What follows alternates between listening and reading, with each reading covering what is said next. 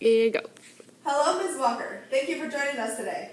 I understand that you were born with a different name. Can you tell us about that? I just want to make sure I'm addressing you by the correct name. Yes, well, thank you for having me. My name is actually Sarah Breedlove. That is the name that I was born with. But when I married my second husband, Charles, I adopted his first two initials and his last name. So I do go by C.J. Walker. That's my professional name. I see. Well, let's start from the beginning then. Tell us where and when you were born. I was born on December 23rd, 1867 in Louisiana, but I've lived in several different states in my lifetime, including New York, Indiana, Missouri. Since you were born shortly after the Civil War, what were your parents' lives like?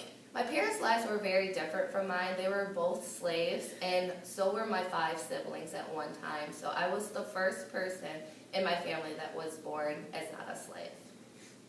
I see. And didn't your parents pass because of yellow fever? Yes, my parents both died before I was the age of 8, so I went and lived with my sister and her husband in Missouri. So what did you do to change your life? Well, basically, I grew up very uneducated, very poor, and so I decided to do something different after a while.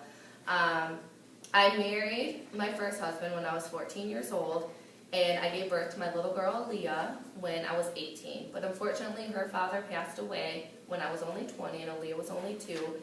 And it wasn't until 18 years after that that I decided to develop a big hair care product, mostly designed around African American men and women.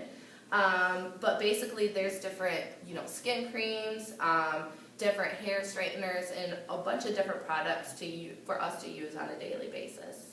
That's awesome. And I understand that you were very generous to others. Can you tell us a little bit about that? Yeah, basically I just gave a lot of my earnings and everything to different churches, education groups, civil rights movements, and anyone that I could help out because I knew what it was like to grow up poor. That's awesome. Well, thank you for joining us today. Thank you very much. Thanks for having me. Bye-bye.